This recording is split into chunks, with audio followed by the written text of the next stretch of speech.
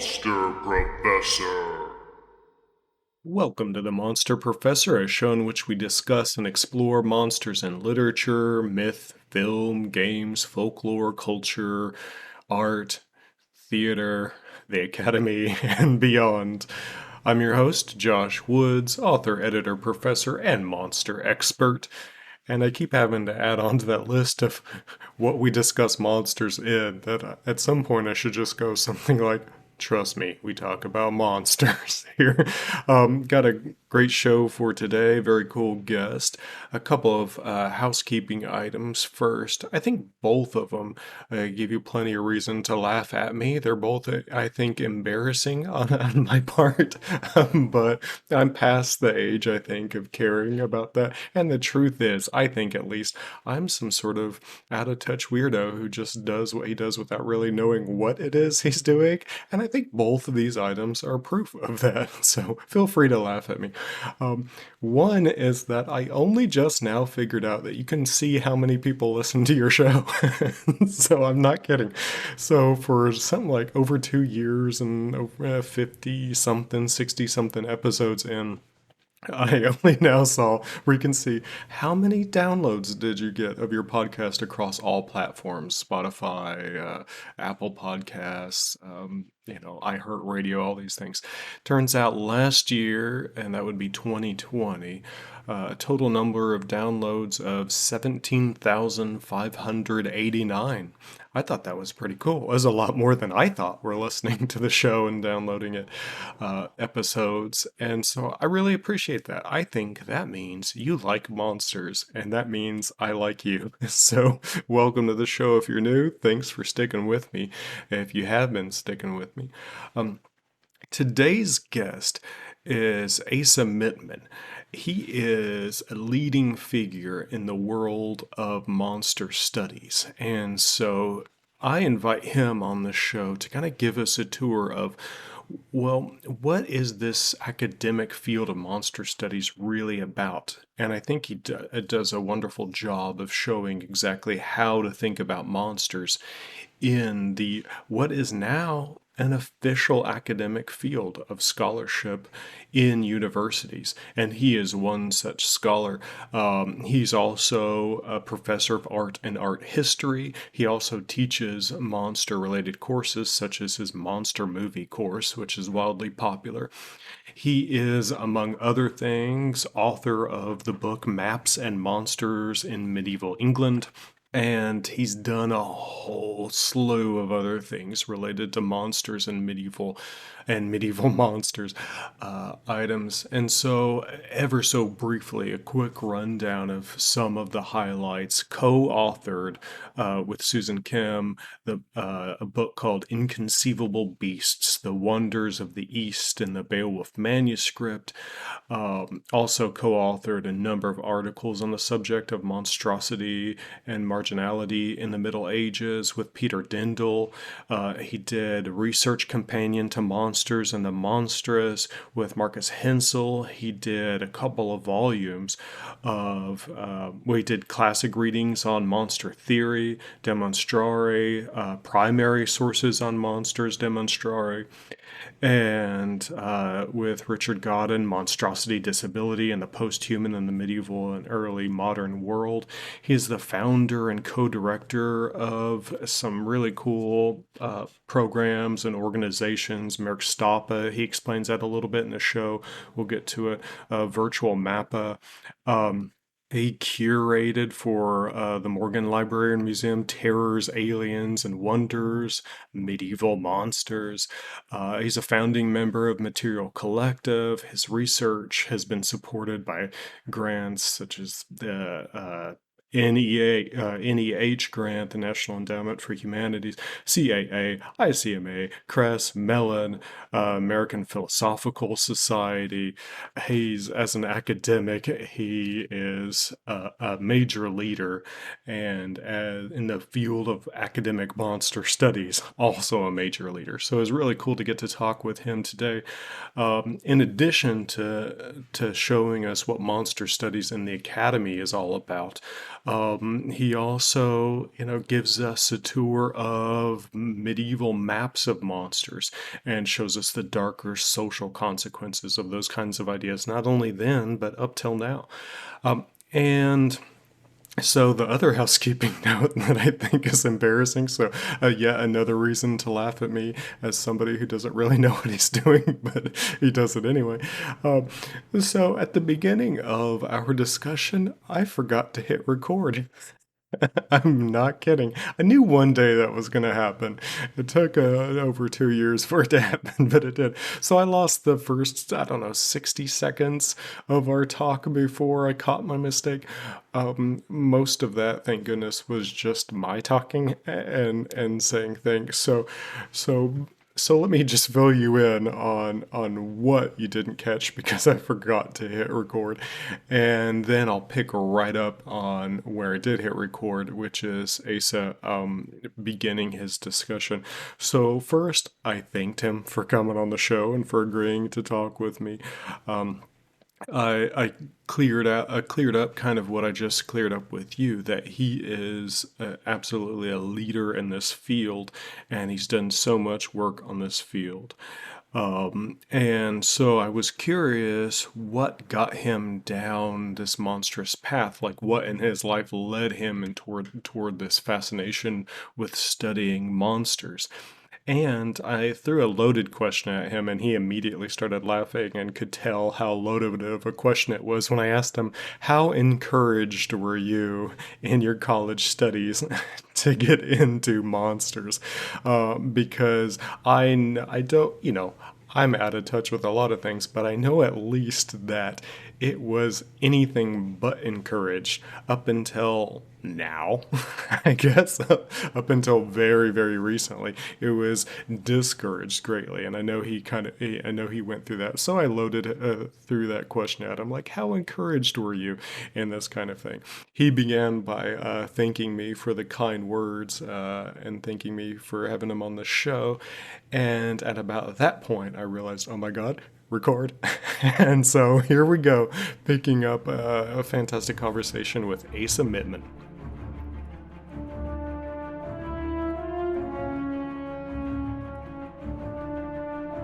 Wound up working on this material professionally. And one is the kind of personal narrative side, and the other is the professional, and they're both equally true. Um, so the professional is that, when I was in grad school, I was casting around for possible dissertation topics, and I had found an image of this thing called the Hereford Map, which is the largest surviving map of the world from the European Christian Middle Ages. And it has all these wonderful monsters all around the edges. And I became fascinated in those and started exploring how they function on that map and on other maps, and then started looking for them in other kinds of manuscripts that were not necessarily cartographically related or geographically related. And so I went from monsters on the edges of these maps to monsters elsewhere, and that became my dissertation, which became my first book, Maps and Monsters in Medieval England, and I've never really stopped. But of course, that only caught my eye, fascinated me, captured me, because I was already that person. I was the kid sitting at the back of the bus, on the way to middle school, reading Dragonlance novels and The Dragonlance novels, yeah, I was into those too. Yeah, it turns out that they're not very good in retrospect, but I did read literally every one that existed when I was, 12 or 13. I read the entire fantasy section of my local, what was the name of that, I think now defunct wimpy bookstore chain. It's escaping me at the moment, but it was a Walden's or B. Dalton's or something. B. Dalton. That was it. B. Dalton. It was a B. Dalton at the mall where I'm from in suburban Long Island. And, I just read through the whole section there. So I was a Star Wars fanatic growing up. And I just consumed all the kind of monster-ish media that I could as a kid. And so it never occurred to me when I was in college, becoming fascinated with the Middle Ages and learning about that, that I could make a career out of studying monsters. Nobody really was. There were a couple of people, of course, who had done important pioneering work. I know you've had an episode where you discuss at length Tolkien's Beowulf, the Monsters and the Critics. So it's not like nobody had been doing this. And I mean, arguably, people have been writing about monsters as long as people have been writing. The Epic of Gilgamesh is the oldest substantial chunk of world literature, and it's a story about monsters, basically. Yeah. And then people who have been studying it in a kind of secondary scholarship sort of way, as opposed to writing primary texts, it goes back at least to the ancient. It's all over ancient Greek texts, ancient Roman texts, ancient Indian texts, ancient everywhere texts. So people have been doing this in one way or another, but modern academics scorned the subject quite heavily.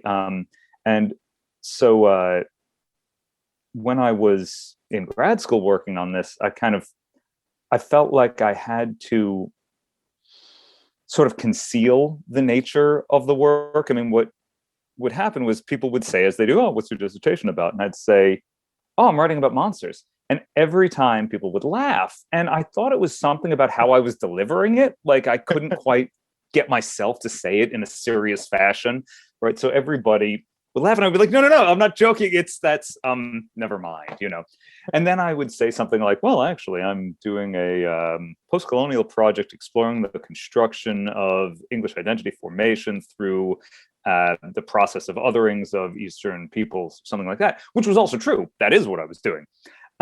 But that big polysyllabic mess was just a way of justifying that I was writing about monsters.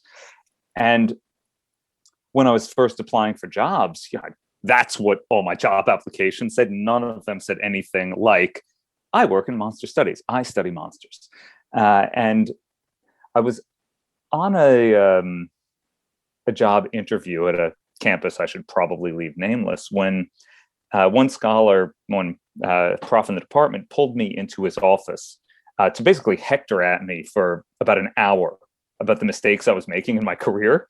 Well, then why did you come? Why did you have me come all the way here? Why did you fly me to your campus to interview me if you think I've made fundamental errors? And the error that I had made, he told me, was that I was focusing on monsters, and that I had to drop that and start doing real scholarship. And that just Wow. God, that must have been. Yeah, oh, no. It was that. It really stuck in my craw. And basically, I went home and wrote up a book proposal for what became the research companion to Monsters and the Monstrous. Thought, all right, you don't think this is a legitimate field? I am going to do everything I can to make this a legitimate field. And I started really heavily organizing conference sessions on the subject, and with some friends, co-founded Merck Stapa, which is our monster studies organization. It's an acronym that we came up with at the Peninsula Bar in Kalamazoo, Michigan, where the big medieval conference is every year. And it stands for Monsters, the Experimental Association for the Research of Cryptozoology through Scholarly Theory and Practical Application. That sounds like something like Mike Mignola would have Hellboy associated with, like the BPRD and the MEARCSTABA. A very willfully absurd acronym. But Merck Stapa, I'm sure you recognize right off, is one of the terms that's applied to Grendel, his mother. It means margin stepper, border walker. And it was sort of a double entendre because, first off, that's what many monsters are. And second, that's what we as academics studying this were. We were constantly being pushed out to the edges, as if we were not doing real scholarship. And so, I figured, well, we've got a scholarly organization. Then there's a research companion published in a big series of research companions that has all of the academic fields that are out there. And there are conferences happening and so much scholarship going on all over the place. And I mean, I'm by no means responsible for all this, but I do think one of the things, there were people doing fantastic work on monsters, but what there was not was a scholarly community around the subject. And that's what I was really dedicated to trying to create, was spaces and places for people who shared this interest to come together and feel legitimate in their work, feel like this was exactly what we should be talking about, not what we should be, sort of pretending we're not really doing, while we came up with all kinds of other terminology to conceal what our real interests were. And so, with lots of great friends and colleagues, we created a lot more spaces for that. And then, I don't know, this was now quite a while ago, but I was on my way back to Kalamazoo, and there was everybody on the little flight from Chicago to Kalamazoo is going to the conference on the International Congress on Medieval Studies in Kalamazoo. And so even if you don't know the people on the flight, though you often do, they are all going to turn out to be medievalists. And so there was a woman in front of me, and she turned around and was like, "Oh, so what kind of medieval scholar are you?" And I said, "Oh, I work on monsters." And she looked at me with dismissiveness, or maybe even disgust. And she rolled her eyes and she said, "Oh, monsters. That's all anybody works on now." And she turned around and got on the plane. And I was thrilled. I was like, yeah, isn't that great? There's all these people doing monster stuff now. So now there is a real academic field. There are multiple source readers and research companions and a zillion books and more articles than you could ever hope to read. And hey, there's even a podcast called The Monster Professor by this Josh Woods guy. There's just a ton of stuff out there, and it's really wonderful and makes me very happy. That's a cool story, and that reaction on that plane is so funny, isn't it? We see it so often, like you like swim upstream or you swim uphill or something like this, in this impossible, almost Sisyphusian kind of way, to get to the top of this thing that everybody told you was not possible. And once you're there, people are like, "Oh, that's all that ever is." They kind of fought so hard, losing what I thought was going to be a losing battle to teach Tolkien in college as a literature class. In the first semester, I finally got to teach it. One of the first reactions of the students was like, the man is always trying to cram this, this kind of Tolkien literature down our throats in college. Like, hold on, this is the first time, kid. But bear in mind the danger here. The danger is, of course, that we all eventually become our old profs. And so we consider ourselves the Young Turks. We're the radicals. And what we do is we hold on to stuff that was radical when we came up in grad school, 10 years, 20 years, 30 years, 40 years ago. And so I think it's really imperative that we keep an eye on what, the grad students who are now looking to radically shift the field are working on. And keep moving along with them, rather than continuing to relitigate the old battles and put on our syllabus things that feel daring to us but are absolutely de rigueur in the field now. Yeah, that's a good point. And you kind of, you keep your classes from what I've seen, at least. I haven't been one of your students exactly, although I would have loved to have been, and still am, I guess, in a way. But you keep your classes pretty edgy and daring. Your film study, you teach not only film but specifically monsters in film. Is that right? I do, yeah. I love my monster movie class. It is probably the most sort of unadulterated joy class to teach, in part because, I'm at California State University, Chico, which is a wonderful sort of mid-sized, mid-range state university in a small town in very far northern California. And we have a pretty small art history program. There's 3 full-time art history professors in a department that has studio and art education and interior architecture. And so we don't tend to have a ton of majors, and they more or less have to take the courses that we're offering in the order that we offer them, because they need X number of classes to graduate. And so in a semester where I'm teaching, I don't know, Greek art, the students are there because I'm teaching Greek art, and that's the course that's on the books, so they sign up for it. But when I teach the monster movie class, it doesn't actually check off any boxes for any students, which is pretty rare at Chico State, where, you know, our students are generally, they're predominantly first generation students, predominantly lower income students, and they are interested in, you know, very understandably interested in moving through their university experience in an efficient manner.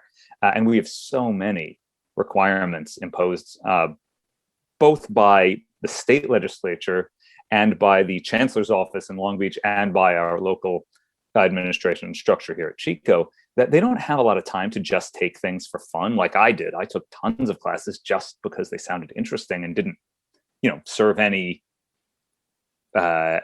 to satisfy any requirements that I had as an undergraduate. The monster movie class is heavily populated by students who are only there because they love monster movies. So That's good to hear. That's good to hear. Yeah. Once I actually had in that class triplets who were, the three of them, hardcore devotees of monster movies and other related genre. And two of them wound up switching their major, actually, which was kind of funny.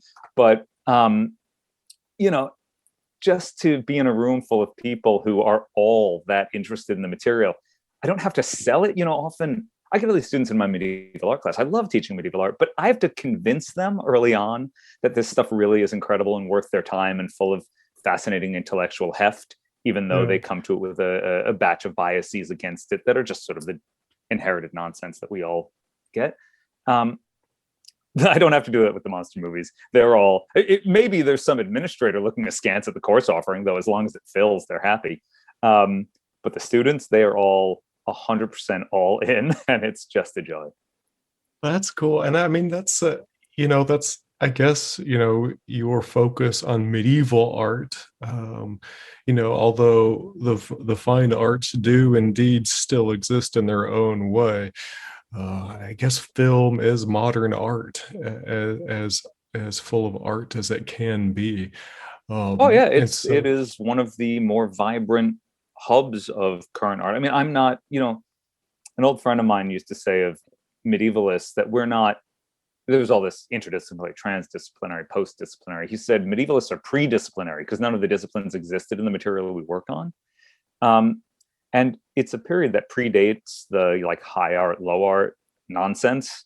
The, you know, art versus craft or art versus popular culture. None of that exists. And almost all of the art of the Middle Ages was not like art, capital A, as in things, you know, as defined by, say, the 19th century, you know, art for art's sake kind of movement, art that was meant to be hung on the wall in a gallery that was designed to house art. It was all part of life and religion and power structures and so on.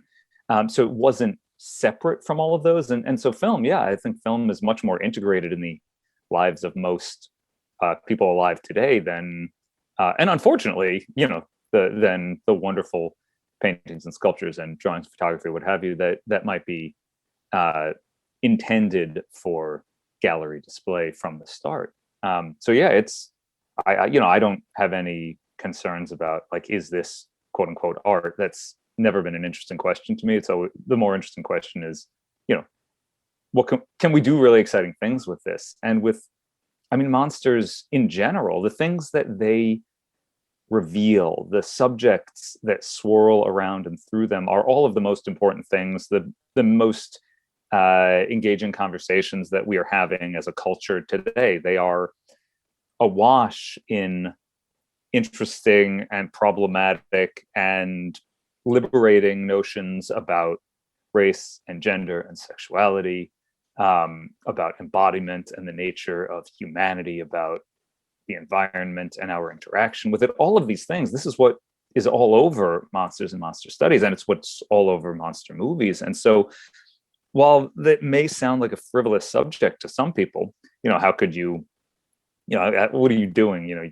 teaching a class on Godzilla or whatever? Well, have you watched Godzilla, the original one? Because it's about the horrors of nuclear weaponry in a pretty transparent way. Like, that's a subject worth talking about, isn't it?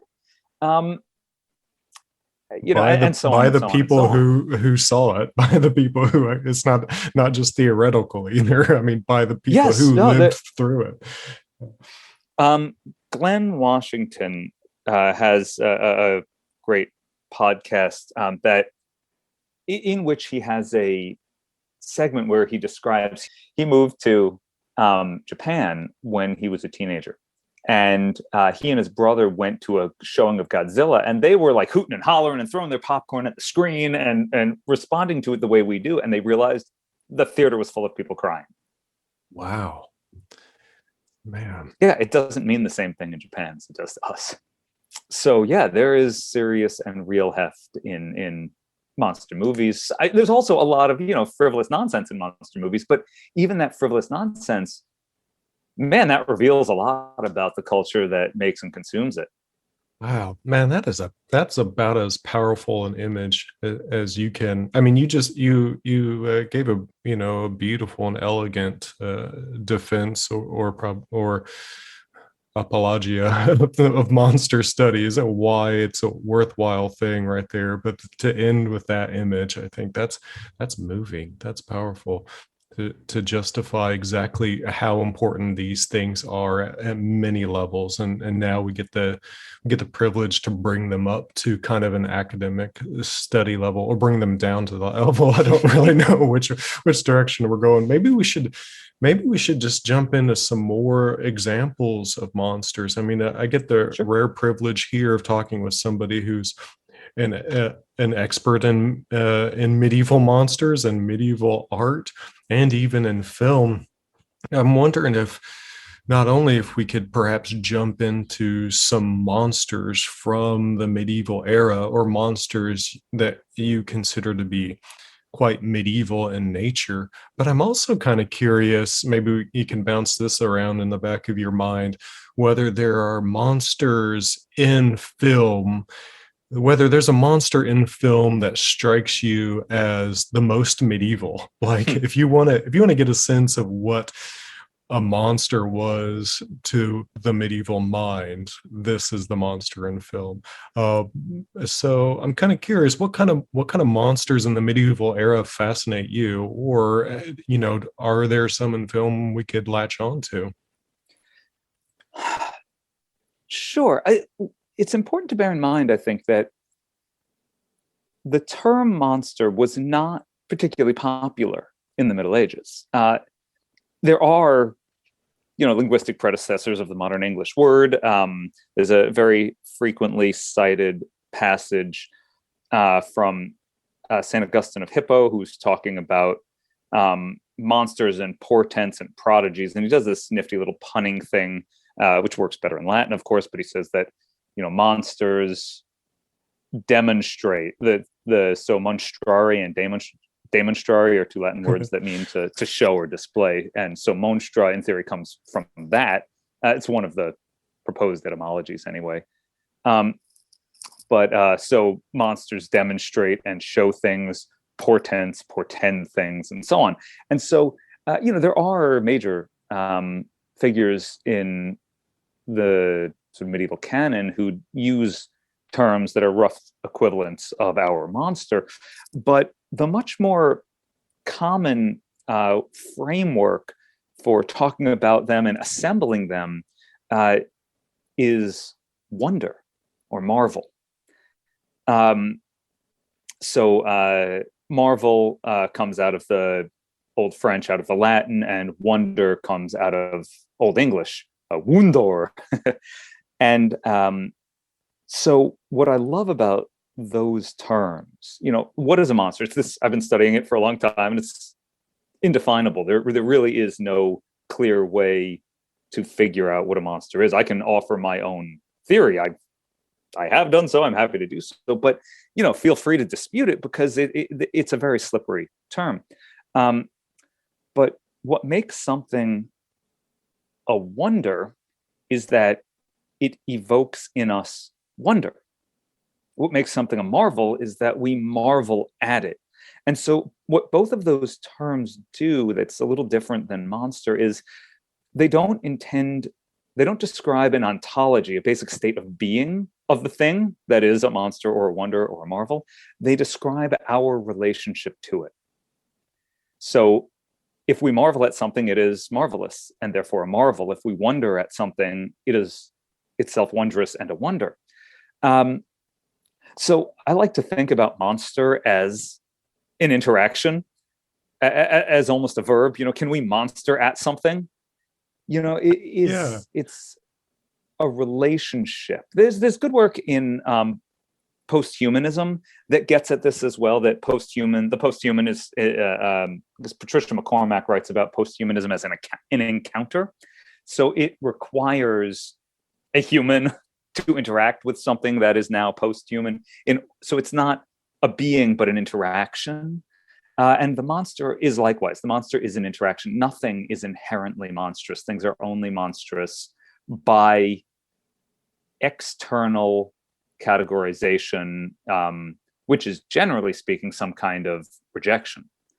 And this is why one culture's monsters are not necessarily another, why they're always shifting, changing, why, I don't know, a pretty easy example, if you have a giant, hairy, growling, snarling, fang-toothed humanoid, this is, in one context, a monstrous werewolf, and in another, it's Chewbacca, who is a hero and a friend and just one of the guys, right? And one of the ways that we can identify whether beings are monsters or not in narratives and fictions is by the reactions other people have to them. And here I'm kind of cribbing from Noel Carroll's Paradoxes of the Heart, something horror. The subtitle is escaping me at the moment. Wonderful book that I've taught sections of many times. But he's talking about how we know horror and talks a bunch about monsters en route to that because they're a central feature, if not necessary, to the genre. But one of the things that he argues is that if we look at the reactions of characters inside narratives, then we can tell whether something is intended as a monster there. So, somebody, Peter Mayhew dressed up as Chewbacca in a different movie, everybody would be running and screaming, right? And they'd all be trying to kill him. But at the cantina on Mos Eisley, nobody even glances at him. He's hardly the weirdest thing in there. And he's just that guy over there. He's a pilot. That's all, right? Even, local farm boy Luke, whose, experience of the world is clearly limited, unlike Han's of the galaxy.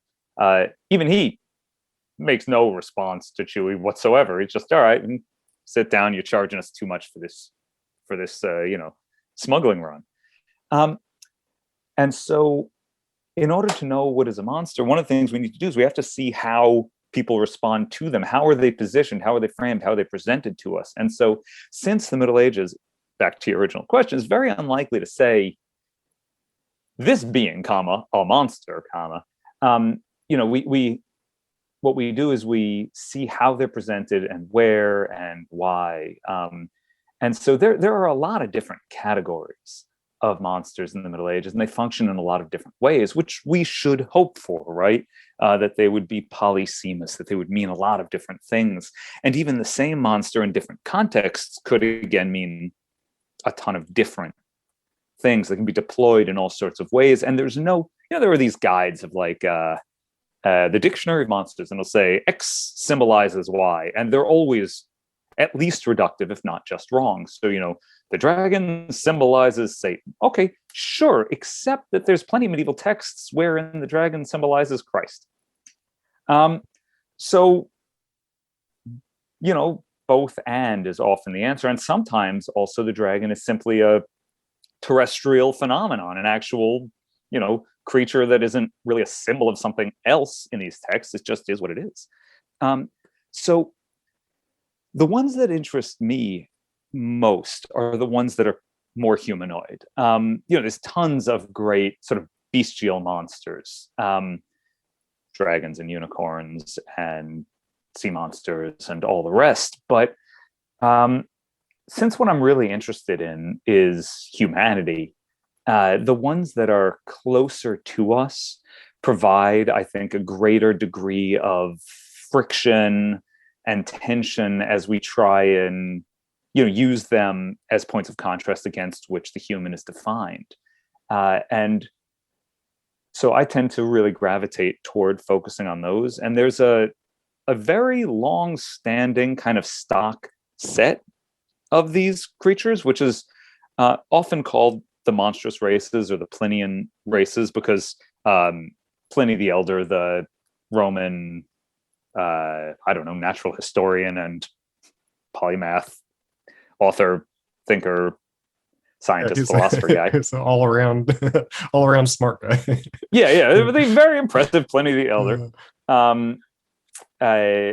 He's the one who sort of popularized them to the Latin West, but they show up in Herodotus, before him. That's one of the places he probably gets them from. And in the Middle Ages, they show up all over the place, including in a text called the Book of John Mandeville, which is not well known outside of medieval studies, but was the most popular, ostensibly secular text of the Middle Ages.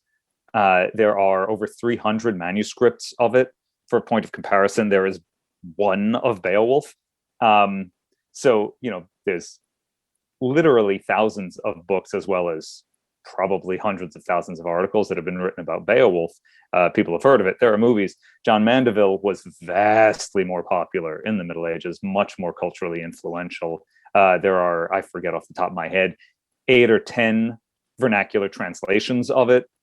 In addition to, it was probably first written in Anglo-Norman, which is the kind of French that was popular in England after the Norman conquest, or possibly in Middle English, nobody really knows the original source text. If there is one, it just sort of exists in a ton of different versions, none of which is really primary. But anyway, that incredibly influential, if deeply problematic, even pernicious book, the Book of John Mandeville, has the same set of creatures in them that show up in Pliny and Herodotus and all these other places. And these are the cynocephali, who are the giant fire-breathing, dog-headed people, and the blemmies, who are the people who have no heads, but their eyes and their mouth on their chest, and the sciapods, who have only one foot, but it is giant, and they run very swiftly on it and use it to shield themselves from the hot sun where they live, which is in Africa. And so on and so on. And these are, a kind of infinitely repurposable set of beings that appear all over medieval art and culture. They're on the maps, so they were among the first ones that I really confronted when I was starting to get really into this stuff. But they also appear in lots of texts. They appear as marginalia in lots of other kinds of manuscripts. They are carved into freestanding sculptures and all over the walls of churches and cathedrals, castles. They are in medieval metalwork and ivory and tapestries. They are in every media that the Middle Ages had for the production of art and literature and culture more broadly. And so they're a set that I've found particularly fascinating to consider over the years. And that's a lot. That's a lot to unpack. I don't even think I can get to all the very cool points you're bringing up there. I don't know how in the world. I apologize for kind of ranting on. No, I'm it's on sabbatical. It's fascinating. I'm on sabbatical. That means I haven't really had a chance to talk to people about this a whole lot lately. So I'm a little well, good. Well, we get to benefit from that. I don't know how I don't know the Book of John Mandeville. Maybe. Don't feel bad. Very few people do. Really, it is. There's been some wonderful scholarship on it in medieval studies in the last, 10 or 15 years, but otherwise it might as well not exist as far as people generally know. But just one little bit about how important it was. So it's a book that, so a lot of the medieval tales about these wonders, these marvels, are not narrative. They're more like sort of field guides or ethnographical guides. And it says, in this land, there are the people, with no heads. In this land, there are the fire-breathing, dog-headed giants who have this and that. Mandeville gives it a narrator, this guy, John Mandeville, who introduces himself. He says he is an English knight who left from the town of St. Albans in whatever it is, 1330 something, I think, and went out to see the world. And so it has an eyewitness throughout it, which, makes it, it gives it a little more tooth, right? It sounds more verifiable because this guy says, I, John Mandeville, saw this. And he's constantly talking about what he saw personally. And some of the manuscripts that illustrate it have him all over the text. So there'll be the Cyclopses over there, but there's John Mandeville on the edge of the image with his book out, like taking field notes while he's observing them. And even in some cases, there's one of a griffin, which is capturing a mounted knight on his horse, and the griffin is pulling the whole thing off to feed its young. And you can see John Mandeville in the corner running out of the image. He's just like booking it into the margins to get away from this thing. So it's very engaging as a story in that sense. But it presents otherness continually as problematic, dangerous, threatening. And since it is an account of his travels primarily eastward, it figures India as a land filled with semi-human, subhuman, not quite human beings. So that would be a problem in and of itself, but it became a different problem during the so-called Age of Exploration, when sailors from Europe were looking for the sea route to India and wound up in the Americas. The reason I mention that is because the Book of John Mandeville was the book that Columbus read on the voyage across. Oh, kidding. Whoa. Yeah. And so when he arrived in what he thought were the Indies, he knew what to find there because Mandeville had already been there and told him what was there. And the answer was monsters. Yeah, he was bringing the apocalypse, bringing the end times with him in his own mind, Columbus, and then also planning to physically fight real monsters when he got there. Wow, yeah, absolutely. What a way to start! What a way to start the Americas for the Western world. Right. There's actually in the very strange journals of Columbus, which were sort of, I think, semi-ghost written for him. But there are sections in them about, for example, the one-eyed, dog-headed people on the island of Bohio, who says, I didn't see, but the people at this other island told us are there. And so he does say that some of the people's even sort of conflated versions. So he's taking the dog-headed cynocephali and the one-headed cyclopses and putting them together to create a one-eyed, dog-headed people.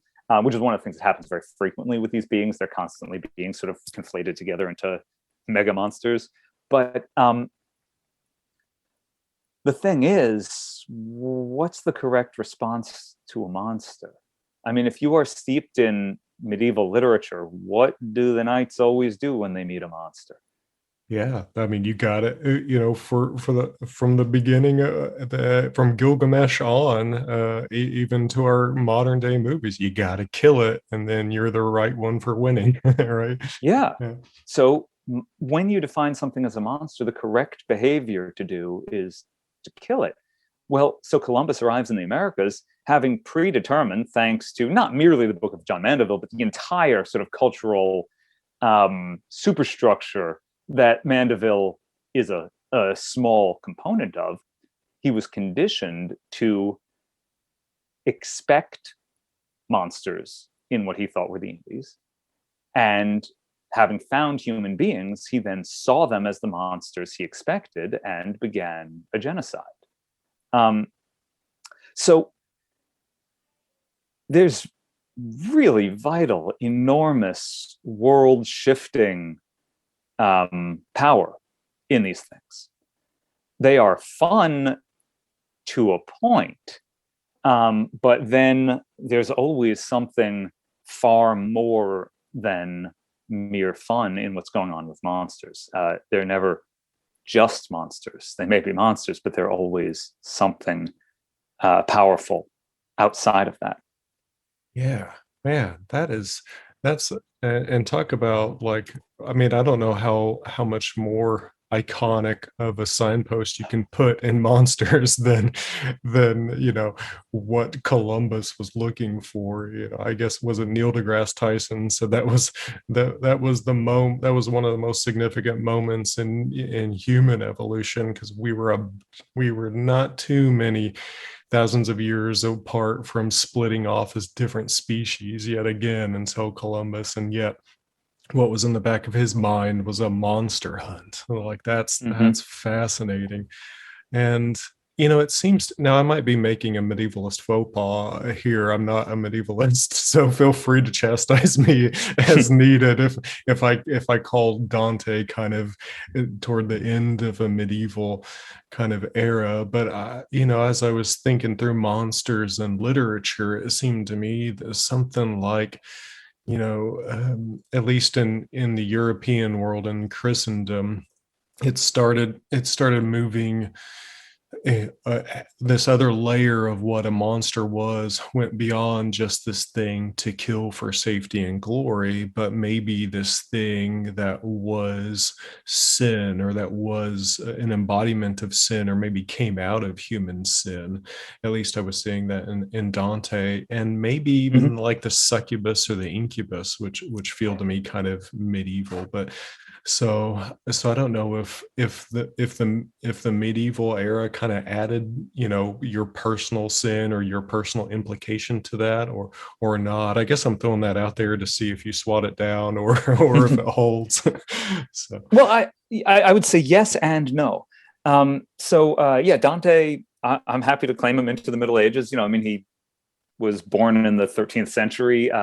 He often gets taught as part of the so-called Renaissance, but there's no actual dividing point between the Middle Ages and the Renaissance. And it at least used to be true that literally every classical text that we had was survived only in medieval copies. We've since found some, previously lost, actually ancient copies of the, significant texts of antiquity that the so-called Renaissance was based on. But, the whether something counts as medieval or Renaissance is a question of the value being placed on it by modern scholars.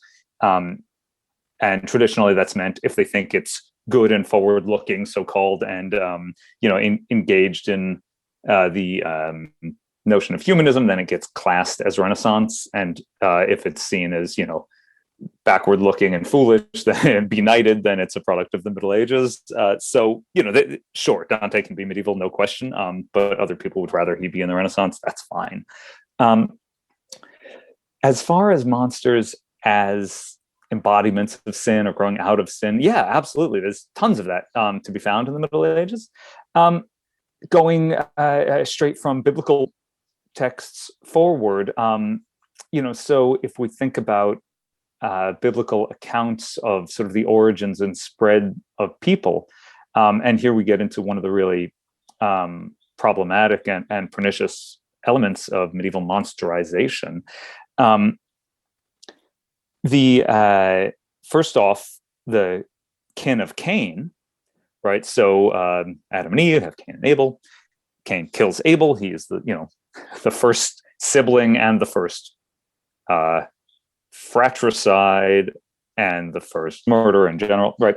And he then goes off and bears the mark of Cain and marries somebody else who apparently is out there, and produces children, some of whom Beowulf tells us, become the Grendel kin, right? They are kinus kin in the Old English. They're Cain's kin. And so, straight from this originary sin of murder, you get a group, a family, a race of monsters, the Grendels, But so too, you have the myths of the sons of Noah. So the flood depopulates the earth, only the people in the ark survive. And after that, Noah parcels out the three continents, because the Bible only knows about three. And really, they're the three parts of the world. It's a kind of technical thing that only people, interested in historical geography care about. But there are no continents in the ancient world in the Middle Ages. That's a kind of later notion for dividing land forms. But anyway, there's Europe, Asia, and Africa, and Noah parcels them out to his 3 sons. Well, his son Ham, I think that's his youngest son. So Noah is the first person to cultivate grapes and becomes the first vintner and makes wine, and therefore becomes the first guy to get falling down drunk. And he passes out naked in his tent, and Ham looks at him and laughs at his nakedness, and this is a sort of sin against filial piety and respect and so on. And so he his father kind of curses him and sends him out, and he gets Africa. And from this is developed an entire architecture of European and Christian anti-African racism, which places a moral dimension onto the physiological or physiognomic differences that they perceive or imagine separate Europeans from Africans. This takes what are neutral differences in the human population, right? That people come with different skin tones and hair textures and nose shapes and the like, right? Which are then all of those, varied and present in a wide range in populations throughout the whole world. It then stereotypes them, epitomizes them, reduces, people from each of these regions to crude cardboard cutouts, or rather, I should say, to the regions that aren't Europe, and the people who aren't Christians become reduced to, stock images that are based more in fantasy than in anything else. But then, and this is the real key, yokes to that a moral or spiritual ethical dimension to say that the dark people of Africa are that way because they descend from Ham, who bears the mark of his sin. And so there's a lot of different ways to define what racism is, but a handy, to me anyway, working definition is racism is the sorting of people by into categories that assume that internal traits travel with external traits, right? Yeah. Otherwise, what's the difference? It doesn't make any difference whether, what color people's skin are, what their hair looks like, what have you, how their noses are shaped. Just those are irrelevancies, but they are then yoked in the Middle Ages to these ethical or spiritual dimensions. And this is all really reductive. Like, it's way more complicated than this, of course. But this is really, I think, a very important feature. And we will see monsters that are then typed in along with, as in place of racial groups, ethnic groups, religious groups throughout the Middle Ages. The current book that I'm working on is on images of Jews on Christian maps from the Middle Ages. And Jews are presented in all kinds of terrible, demonized ways throughout the Middle Ages, really accelerating as the Middle Ages go on, and demonized and monsterized in all kinds of ways. And they appear on the maps alongside the giant dog-headed fire-breathing people and the cave-dwelling troglodytes who move on all 4 feet, and the 4-eyed maritime Ethiopians, and so on and so on. But we should always remember that while we are, delighting in looking at, say, the giant dog-headed people on the maps, medieval viewers were told, and we have no reason to doubt, believed that those were the actual inhabitants of Africa and Asia. And so, we look at medieval images of Jews and we say, whoa, okay, that's clearly racist. And then as a field, we've generally looked at images of cynocephaly and thought, hey, those are cool, and missed the fact that they are also, such deeply racist images of various peoples that sometimes we don't even realize that this purported connection is there. But there are plenty of medieval texts that say that the cynocephali, the dog-headed people, are Muslims. And there are Crusader era texts wherein Christians expressed fears that there would be giant fire-breathing, dog-headed cannibals in the Muslim armies. So, the overlaps between the sort of fun wonder of monsters and the legacy of racism, anti-Semitism, Islamophobia, as well as, I should also note, deep-seated misogyny and xenophobia, and on.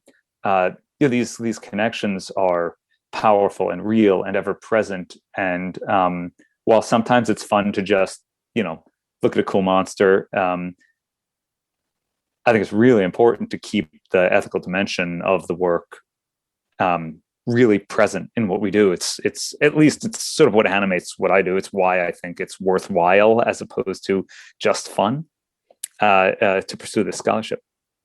Yeah. I mean, we've had fun on this show talking about like the weapons one might use against a monster if confronted with one and needing to fight it, but we haven't really like looked at the monster as a weapon itself and as a weapon put to evil kind of uses. And I think that's and what you just laid out is kind of it's again a brilliantly elegant way to show like how this idea of the monster, can be painted over the other, or the foreigner, or the anything that feels different from who we are.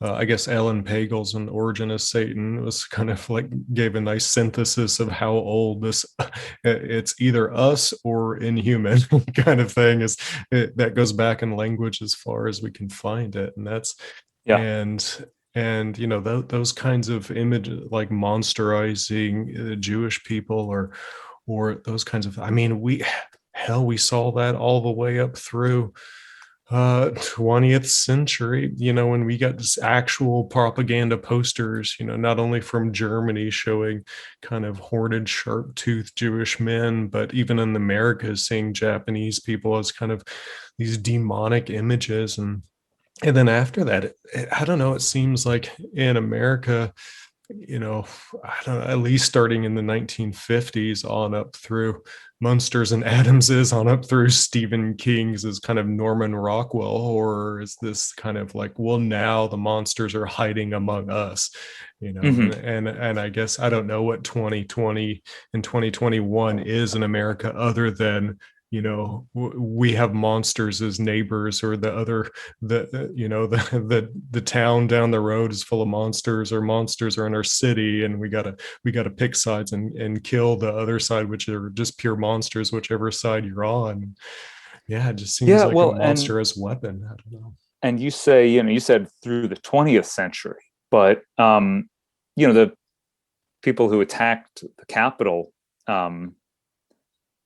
this January, there were people there wearing Nazi regalia, including a man wearing a pro-Auschwitz sweatshirt. A pro-Auschwitz sweatshirt. Oh my God. Yeah. Jesus. Yeah, with an acronym on it that means something like 6 million was not enough. Wow. Yeah. And so, to anybody who says that, there were good people among the rioters, if you look to your left and you see a guy who's wearing a pro-Auschwitz shirt, you're in the wrong crowd, right? You are not on the right side there. You should get out of that crowd. You cannot march in concert with that guy and call yourself a good and decent person at the same time. But, the rise of anti-Semitic hate groups and actual acts of violence and terrorism, of vandalism, of kind of normalization of hate speech, really accelerated in the last few years. And it's all the same old tropes. There's nothing new under the sun.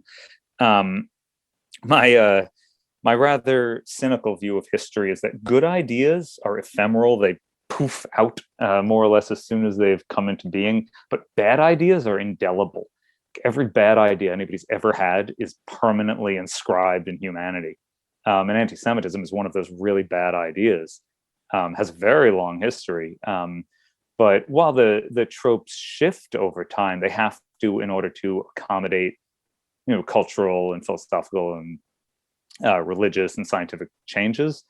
Their bare bones remain largely unchanged. And it ultimately comes down to, just a kind of horrifying othering that dehumanizes. And, once we dehumanize people, the next step is always obvious, right? So if you think about the language that was used to move from one othered group to another, the language that was used about migrants at the US border, who were described in all kinds of terrible dehumanizing terminology.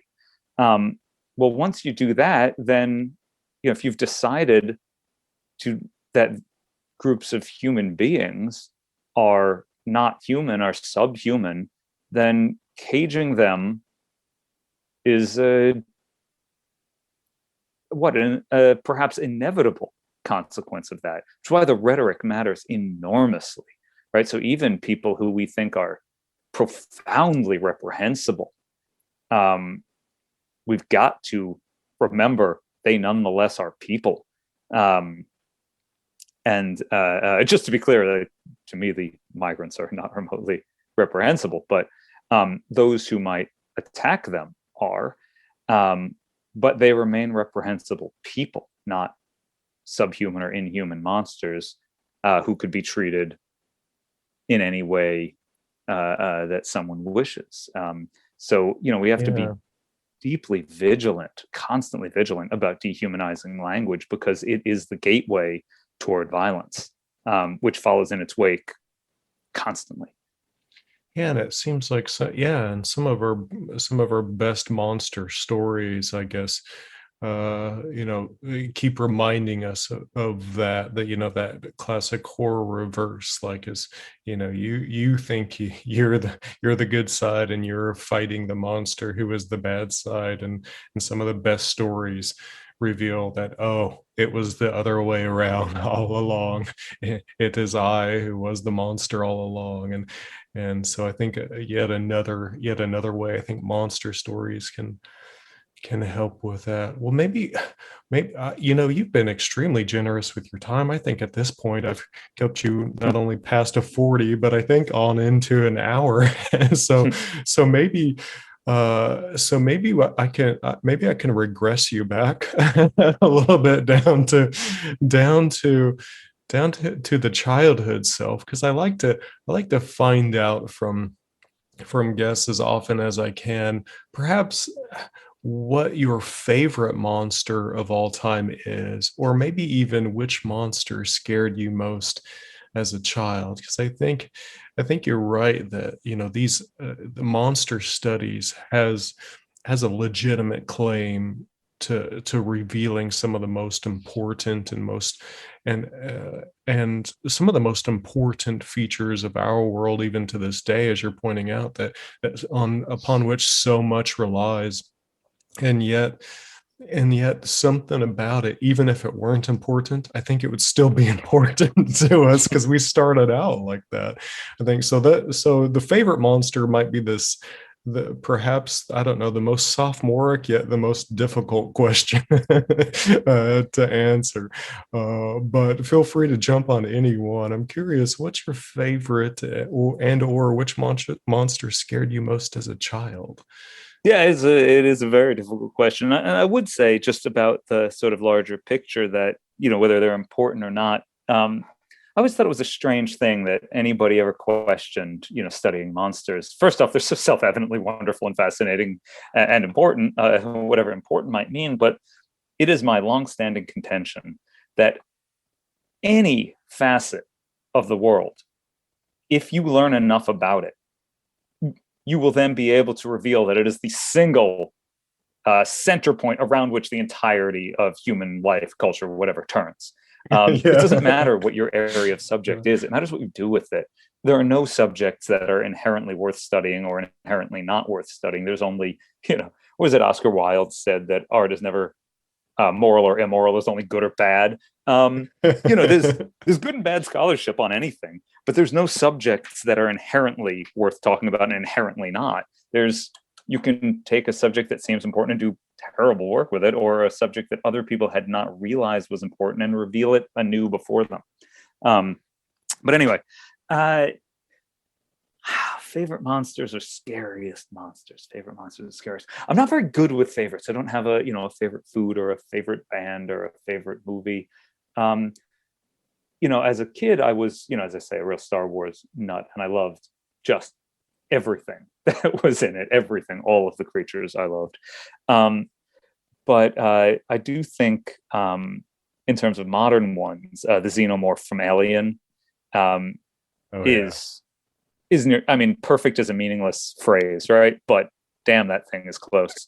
It's perfect. I think it's terrifying. So as far as a story and a monster and it all fitting together, if something can get perfect, the 1970s Alien was perfect. Yeah, it's really brilliant. It is one of my favorite movies. I've taught it several times, and students are always blown away. Of course, they've never seen it, and they're amazed that this old thing is so good still.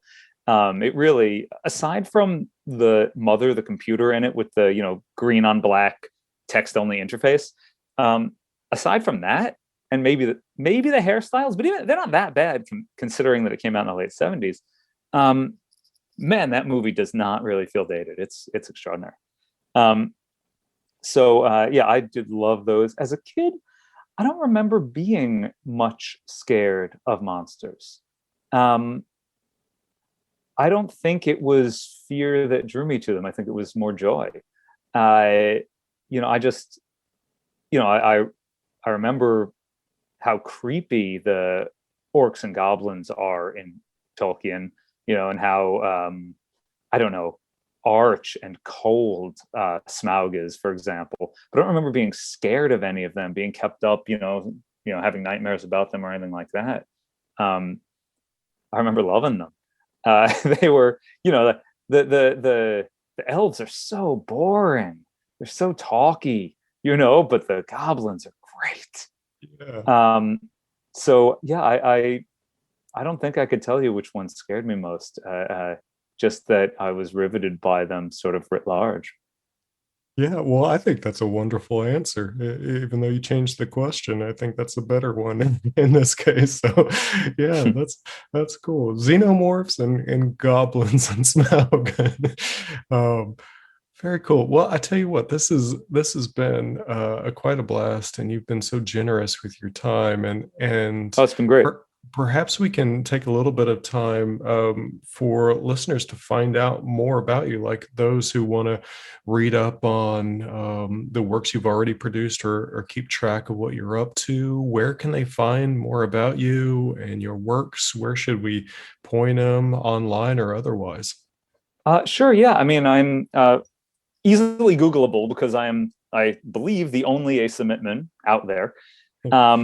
And I'm definitely the only Asa Simon Mittman. So you can just pop that into Google. I do have a page. It's asamittman.wordpress.com. And if you go there, it's got, everything I've done more or less. And on the publications page, most things are clickable links to, insofar as it is possible, digital versions of the thing. So, I've got PDFs of most of my articles that are there, except where publishers didn't like it. And for books, there's usually a link to, say, an introduction to the book so that you can at least get a sample of that, if not the whole book, just, free and downloaded. So that would be the place to look if you wanted to read more.